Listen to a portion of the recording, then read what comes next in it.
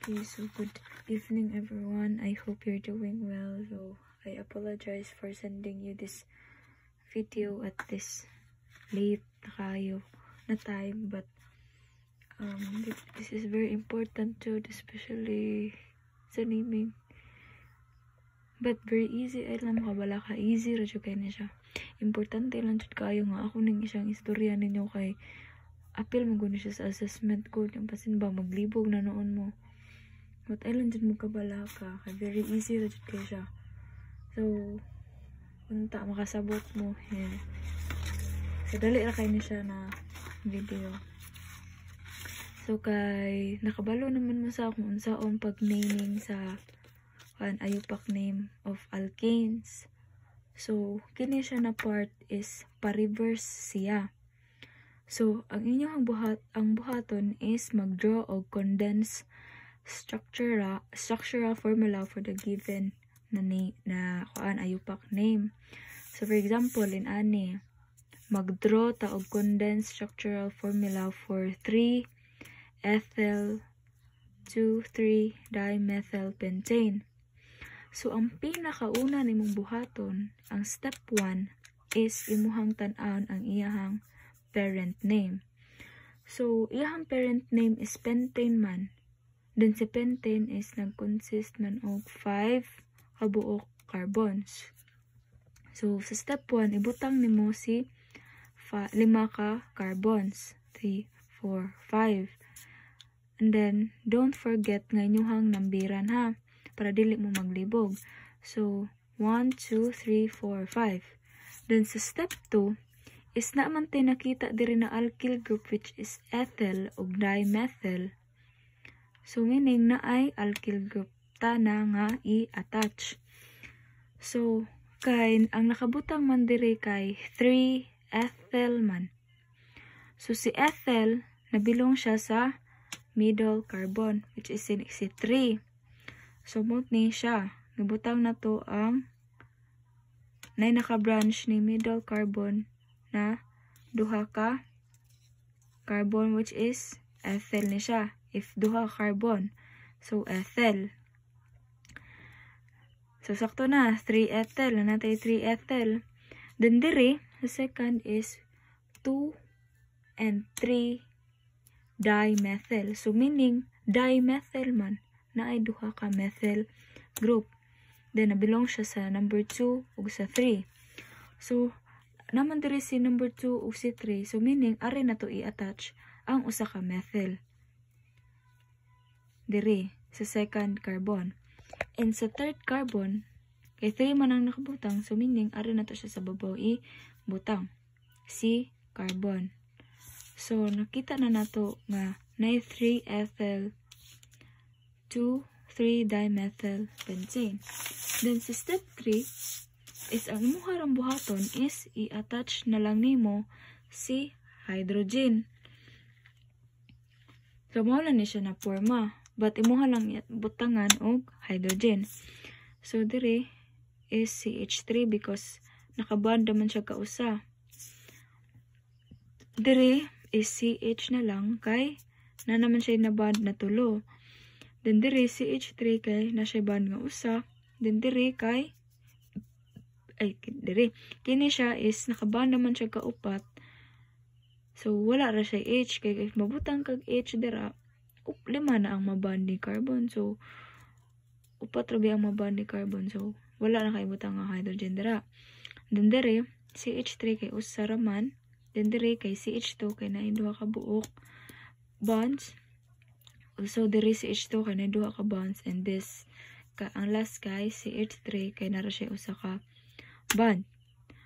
So, maghatag kog lang example para mas masaktan pag-check maayo. So, for example, kini siya. Draw the condensed structural formula for 4,5-diethyl 3,4,5-trimethyl octane. So, ang first galitong buhaton is to tanaw na to ang iyahang parent name. So, we have octane man. Kalisod isuwat. we have octane man. So meaning butang taog 8 ka carbon. Ang rule number 1, mag-draw og sa step 1 kay mag-draw og kung pila ka buok ang so parent name kay octane man. So meaning mag-draw tag 8 ka carbon. 1, 2, 3, 4, 5, 6, 7, 8. And then don't forget to number ha. So we have 1, 2, 3, 4, 5, 6, 7, 8. So kay nakakita man taog naman tayo nakita diri na alkyl group. We have diethyl o trimethyl octane.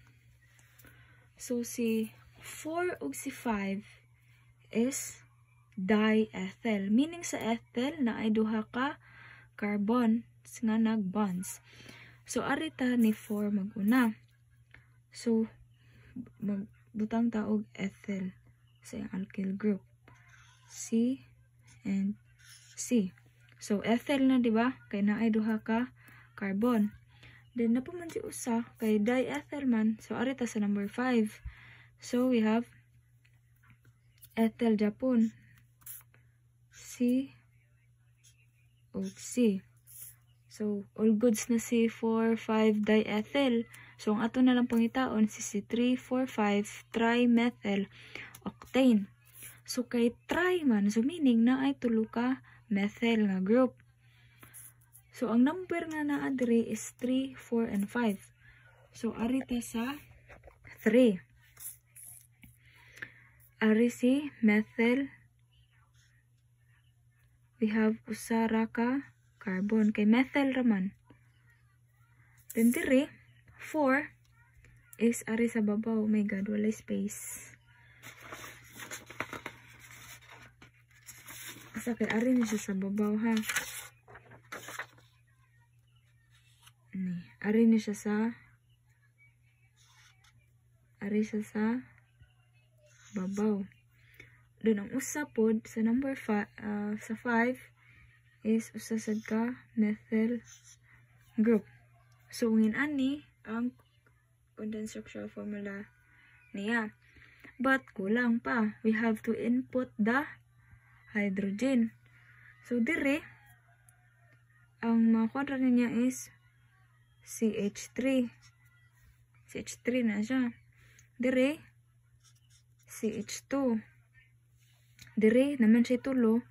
So CH na siya. Then dire 4 man, so sira. Then dire usara man ka bond. So we have CH3. Then dire na may duha ka buok. So CH2. Then dire CH3. Dire na duha ka buok, CH2. Then dire na usa, so CH3. Dire is na may upat, so wala ratay ibutang na hydrogen.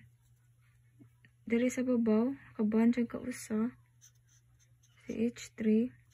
Also dire CH3. Dire na siya duha man ka buok, CH2. Dire also CH2. Then dire is CH3. So, marito siya guys. Inara siya ka-simple. I hope makasabot in taon mo. Thank you for listening.